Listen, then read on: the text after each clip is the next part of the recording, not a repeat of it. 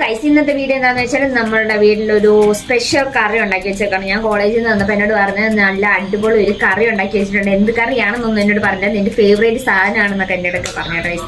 അപ്പം ഞാൻ ചെന്ന് നോക്കിയപ്പോൾ തന്നെ നല്ല അടിപൊളി ഞണ്ടിരിക്കുന്നു ഗൈസ്. അങ്ങനെ നമ്മുടെ കുഞ്ഞാണ്ട് നമുക്ക് നല്ല അടിപൊളി ഞണ്ട് കറി വെച്ചേക്കുവാണ്.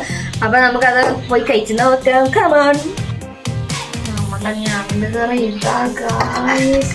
ഇതടക്കം എൻ്റെ കുഞ്ഞാണ്ട് എന്നെ വഴക്ക് പറയും. മിക്കവാറും എനിക്ക് തിന്നാൻ മതിയായിട്ട് വയ്യ ഗൈസ്. കുറേ നാളെ ഞണ്ടിനെ കഴിച്ചിട്ട് ഗൈസ്.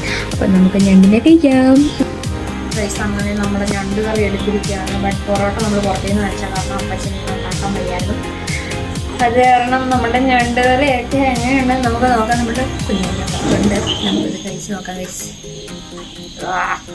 ഇത് ഞാൻ കടിച്ച് പറിച്ച് തിന്നുന്നൊന്നും ഇടത്തില്ല കേട്ടോ ഗൈസ്. ഇതെനിക്ക് നല്ല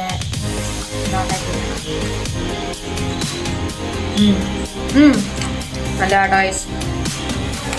ഈ വീട്ടുകാരുണ്ടാക്കുന്നതൊന്നും ആരും കഴിക്കത്തില്ലായിരിക്കുന്നു, കാരണം ഇവരൊരു ഹോട്ടൽക്കാരാണ് ഗൈസ്. ഇതിങ്ങനെയൊന്നും കഴിക്കാൻ പറ്റില്ല. ഞാൻ നല്ലതായിട്ട് കടിച്ചു പറിച്ച് കഴിക്കും ഗൈസ്.